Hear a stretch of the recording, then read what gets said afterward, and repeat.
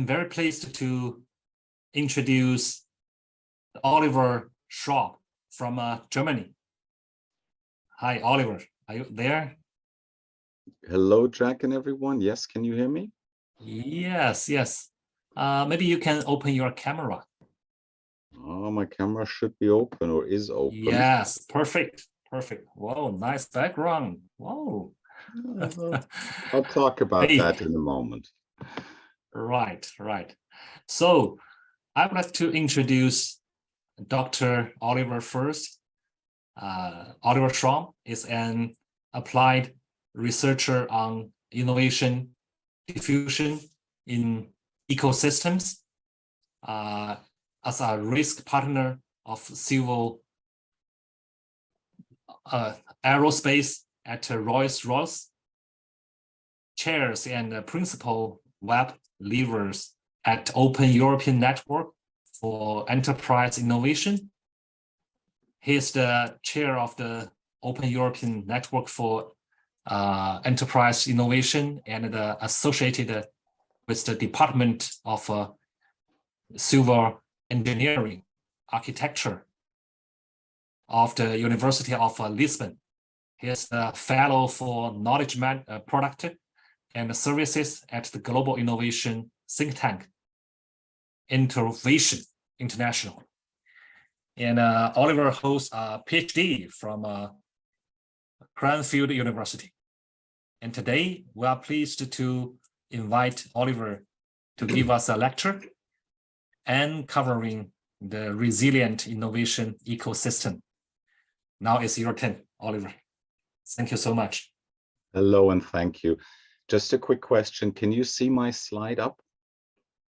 Yes, I can see your slides now. Okay, so wonderful. So good morning, good afternoon, good evening, everyone. I'd just like to express my deepest thanks to yourself and the organizing committee for putting together a really fascinating group of speakers and panel discussions. My congratulations, and I definitely hope I can support all of our efforts moving forward. It's a timely effort to talk more about tacit knowledge, which is by default that knowledge which we cannot make explicit. We cannot put it on paper. And so thank you very much also for the introduction.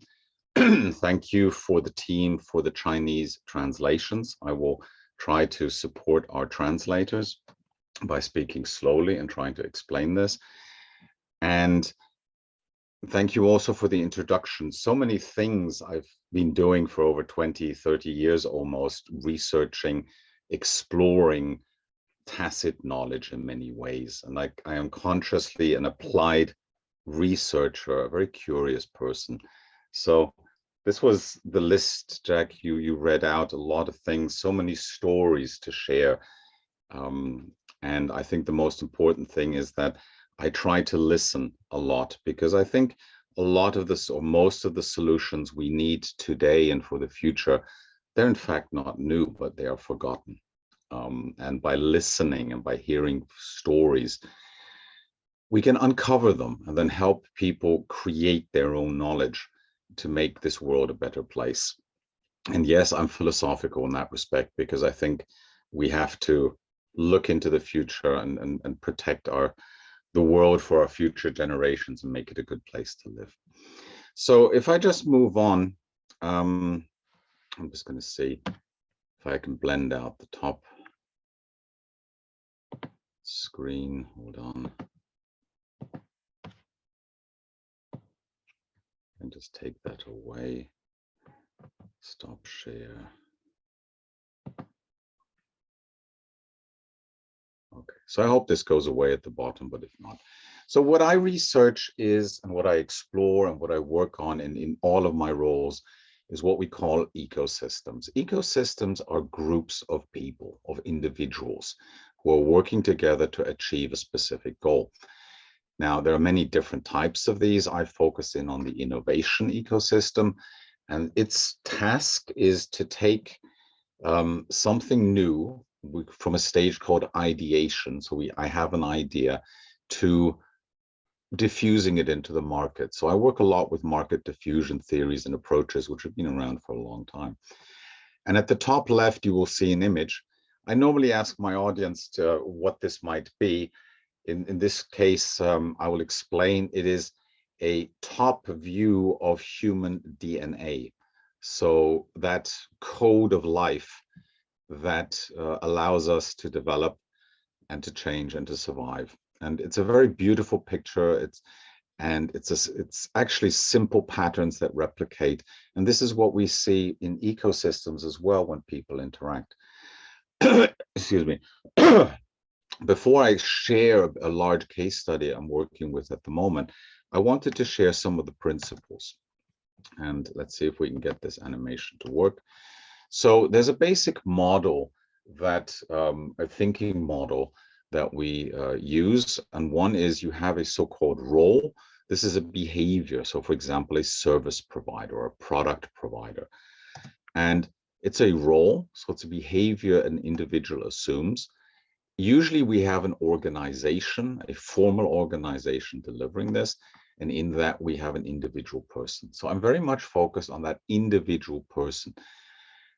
Change happens or society is the individual relationships between individual people. It's not between organizations. It's not between roles. It's between people. It's between you and I, so to speak. Now, a product or service provider provides that product or service as something tangible, something we can put our hands on to a customer or end user, right? This is why it's a green arrow. And as we build this up, we also see there is something called an intangible. There's something assurance. So if I share something physical like this presentation with you as a customer, I'm also providing you with assurance that what I am saying is trustworthy, it's good, it's solid, you can listen to it. But it's not one way. If you think about the basic communications model, it has to go in both directions. So there is a payment. So I'm not getting paid here physically, but your attention is giving me a lot of energy and support. So I'm receiving something tangible from you as well. And I'm receiving trust because you're not turning off and saying, oh, that's Oliver, right? So this is the basic model that we work with. And if we connect this back to tacit knowledge, it's the blue dotted line, which is tacit. It cannot be made explicit. It is intangible. So in the Western world, we have translated tacit into intangible to a great degree, as we've tried to make sense of it in our context. So this is the basic, the atom, which is that role with the organization and the participant in it, and the molecule when to interact with each other. Now, if we take this a bit further, and oh yes, there's one point, which is all of this happens within open boundaries. So there's an influence from the outside. We're looking at living systems, basically. So if we go further, there is a map we have discovered over many years of research and hundreds of case studies, which is what does a resilient ecosystem look like? So it all starts with a need. So somewhere, and it's blue, because it's intangible. It's something you cannot really describe. It's something we sense, we hear about.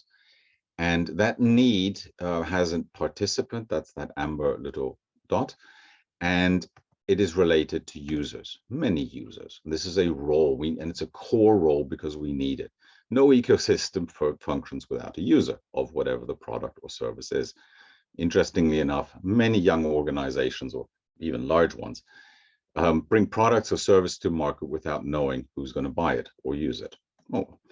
So users typically pose an intangible or a tacit challenge to inventors. Now, these are also core. They are important. It doesn't work without it. Inventors have ideas. They have fantastic ideas based upon that challenge given by users who have a need. Now, inventors don't work alone. They usually associate themselves with what we call thought leaders. Thought leaders are people, if you have a challenge, if you have a problem, if you don't know the answer, you look for someone who knows about this. This is a thought leader. They can be formal within organizations like universities. They can be informal leaders in a company, somebody who knows, who's just been there a long time. They can be friends. They can be your grandmother, your grandfather, people who will understand the challenge, and provide guidance. So they explore it with the inventors as the product develops. The inventors now have an idea or a solution and will develop this potential solution, which is in green. It's something tangible. It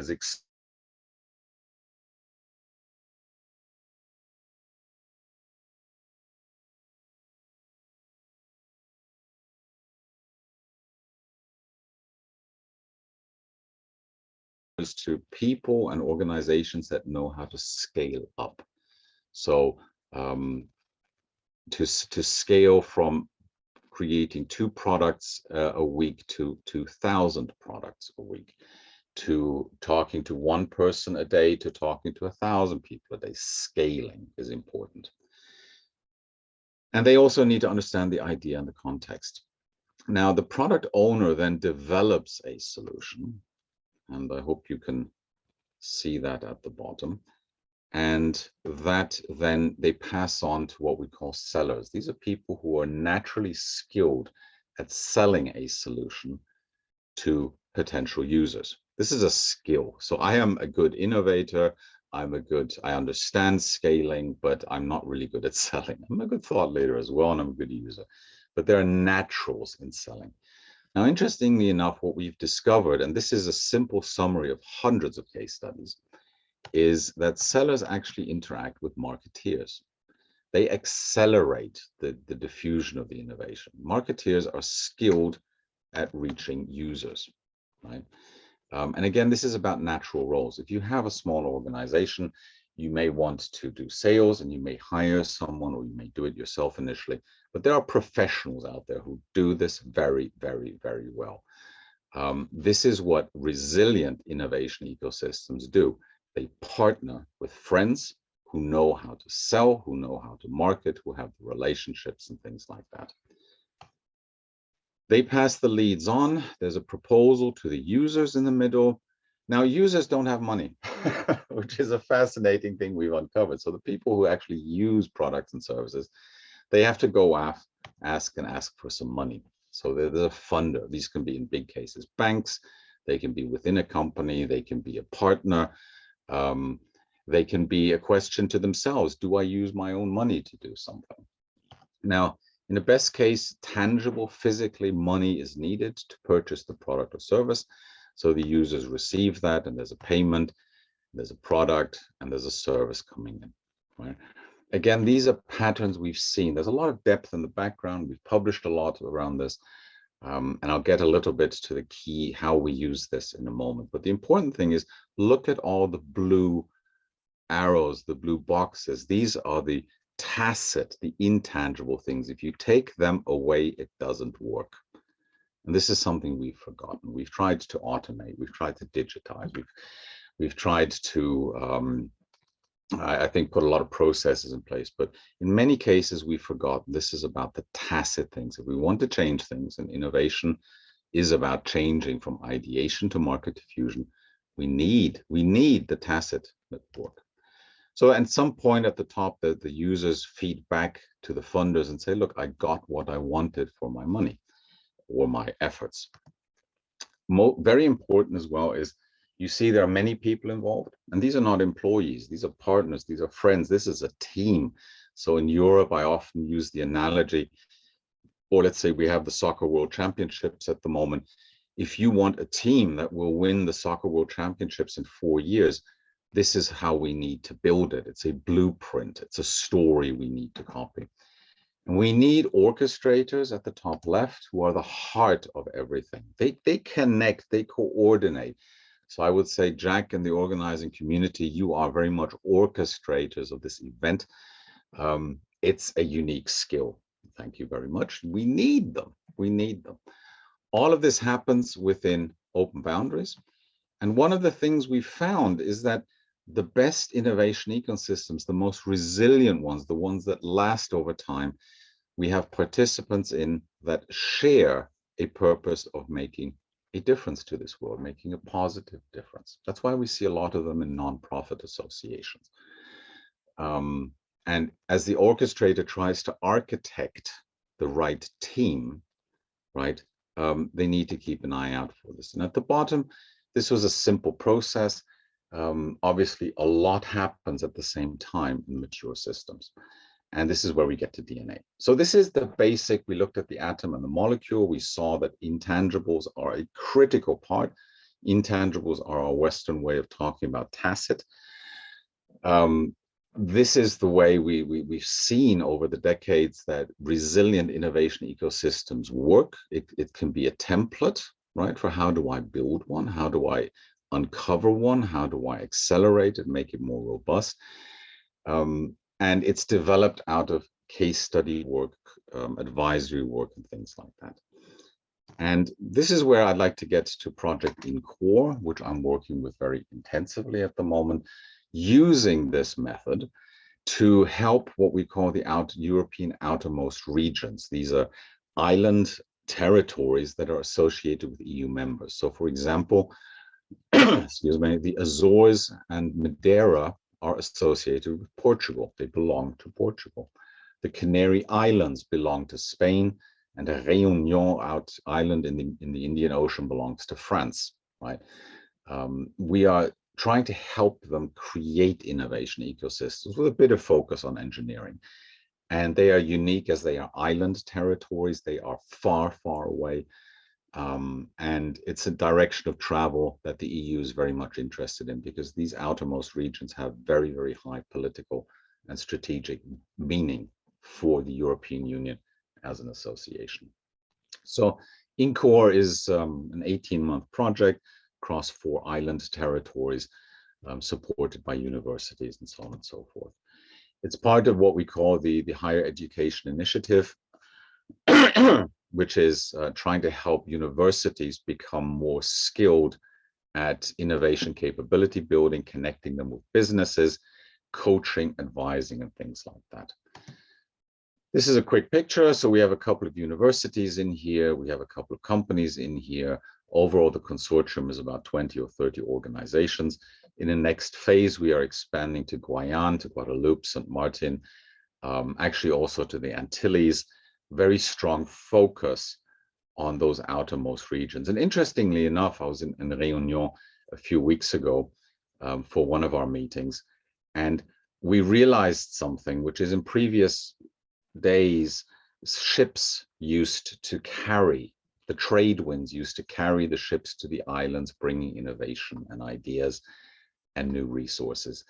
And I think we are a lot about trying to uncover what are the unique capabilities there. How can we help these islands? They're far away, have remote relationships. It's 11 hours flight to Réunion. Right? So within this, what we try to do is look at technologies. Are they suited to that? How do we work with local SMEs? So we're not industry focused. We're focused on smaller companies, on startups, lab to market initiative from universities, and so on and so forth. We're trying to create stronger partnerships, training, education, coaching, advisory services. And one of the things we found is everyone is unique. Everyone is unique, every organization.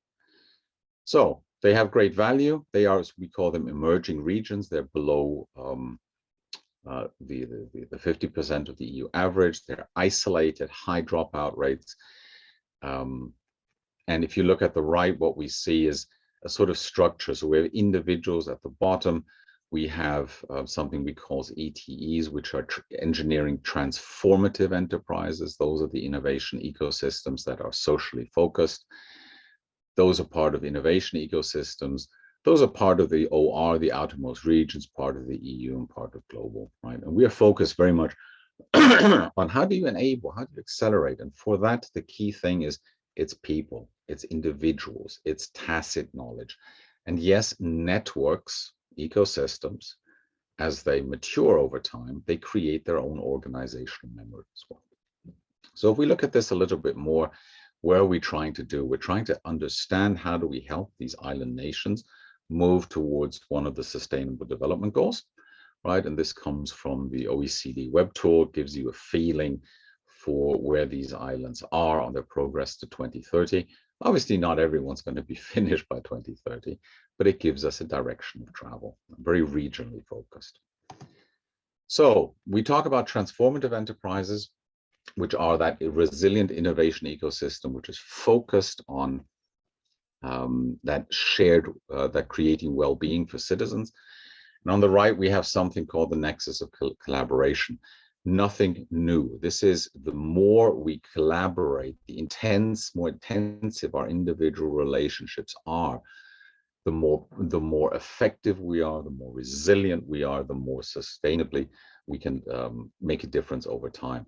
It's called, at the bottom right, unfair advantage in the traditional Western business canvas model. I think it's an interesting term, but a lot of universities present is here as well. We teach the canvas, we talk about unfair advantage. Hey, unfair is probably a bit of a difficult word here, but what it's essentially says is there are two things we don't teach our students in universities or young entrepreneurs. One is you need relationships. You need this tight connection of individuals. You need lots of people you're talking to, because otherwise, well, that's the other thing we don't tell them, you won't be lucky. And luck is an important part of things. You can create the conditions for being lucky, but luck is by default something we cannot plan for. So we leverage these truths, which unfortunately we don't talk about that much, which is to be successful in innovation, you need relationships, right? Lots of them, and you need a bit of luck. And if you fail, you can have the best product, the best friends. That bit of luck may not have come to you. That is just the reality we also try to coach and help with our participants. So I assume I have another 5 or 10 minutes. Please do flag me if this is wrong, but I should be fine. So what we do is we do case study research. We're inductive. We try to understand what's happening. We listen to stories. The first interviews are usually about, tell me what's been successful. Why do you still exist as a company? And then we help understand on the right, on that far right, we have that nexus, that intensive relationship of people in that ecosystem. And we usually see the image to the left, it's a bit fragmented, could be better. Unique context of the regions, it's island territories. Their history is a bit different. We have very small data. And this is the other thing, which is we cannot use statistical tools because we don't have enough information to do that sensibly. So this is why we go back to stories, right? And try to gather those. So what we've used here, and unfortunately the image doesn't come across well, but I'm sure in the PowerPoint slides that'll be shared, it'll be easier. We have some papers on this. We use something called qualitative comparative analysis, which is suited for small amounts of data. It's suited for not using statistics. So we use set theory. And on the right, those big circles are we evaluate the intent. Is there a social desire, a need of the ecosystem? P is the product, is the performance. Is there already some sort of financial performance? Because in this world, you do need money to drive things forward. R is the roles. Remember, in that ecosystem, we had roles like marketeers and sellers and innovators. Are they populated? And S is the solution itself. Lots of analytical instruments behind that, but we've chosen a method that is suited for small data limitations. What we do is, and now I know this is a lot of data here, but think about the DNA. DNA is the code of life. And what we're trying to do here is a little bit is use this method to create a code. So we have here 16 case studies we recently evaluated. I'm currently working with 22 companies in these areas. We're turning these analyses from qualitative comparative analysis into a code. It starts off with a fuzzy one, so a 0 point something. It's an 80, let's say an 80% or a 60% score. We turn that into a 1 or a 0, so a crisp binary value. That gives us on the right a CC, which is a causal code. It's a code, and we're trying to crack the code. Each line is a case study. Which one is successful, which will be successful over the next 10, 15, 20 years. And the red ones are ones where we've brought in professional, experienced investors and said, what do you think of this? Do you think it has a chance of being successful in the future as well? And what we sort of found out in this respect is taking a different approach, going for codes, looking at in the middle of the text at the bottom, the confidence. We talk a lot about the confidence of analysis, not the statistical one, but as researchers, are we capable of doing this? What we found, and this is for me, I think for everyone, really, really important. So resilient innovation ecosystems are important. We call them transformative because the most important ones are transformative because they have a social cause, the well-being of our citizens and our future generations. Different causal codes, so different evaluation results, different situations exist. There is no one recipe. The only thing they have in common is people talking to each other, that intensive collaborative network. Right, which then leads back to the fact statistical analysis is fundamentally works with big data. It works on a single data center model. For those of you who are familiar with statistics, it doesn't work here. It's something different. What we can do is we can try and strengthen that network. Remember that template of all the roles and tacit interaction. The society is good at intangibles, tangibles, sorry. We're bad at intangibles, tacit things, right? And well, that's sort of what my story I wanted to share. Let me just go back though, and maybe I have another minute, which is this picture. It's an archetype. It's a meme we have seen again and again and again in different cultures, in different places, in formal organizations and small organizations. And the most important thing is you could turn this into a process, right? 1, 2, 3, 4, 5, 6, 7 steps. If you did that, you see that these intangibles are a crucial part of making something work. And this is why I think in GO-TKM, in our complete group here, we have something very, very important story to tell, which is one, tacit knowledge. Without tacit knowledge, nothing can be sustainable. We know this, but we have some evidence for this now, from this perspective at least. And the other thing is it's about people. It's about individual conversations. So in that respect, I'll just come to the end, deeply appreciate the moment to have spoken to everyone. I hope I've shared an interesting story. We will keep you posted on a fascinating project. INCORE ends middle of next year. Then we start our next project for another 18 months. The EU is strongly, strongly aware of these pieces and trying to create a pragmatic way forward. And although there's a lot of theory here, my day is spent talking mainly one-to-one with companies, with organizations, with leaders in those, and trying to help them be successful. Because I think maybe the final sentence is there are so many great people trying to make a difference in this world. And if we can just help a few more of them be successful, we can make a difference. So thank you very much, everyone. And maybe there are 1 or 2 questions, but otherwise, please do feel free to reach out to me. I'm more than happy to have the conversation. Thank you. Thank you. Thank you so much, Dr. Oliver Schwabe. And you just gave us a very practical and insightful framework about this resilient innovation ecosystem. Thank you. Thank you so much. And I hope people can learn from you, learn more about this system and help us to drive the tacit knowledge management in future. Thank you. Thank you. Thank you, Dr. Oliver. Have a nice day. Thank you very much, and good luck with the rest of the conference. Thank you.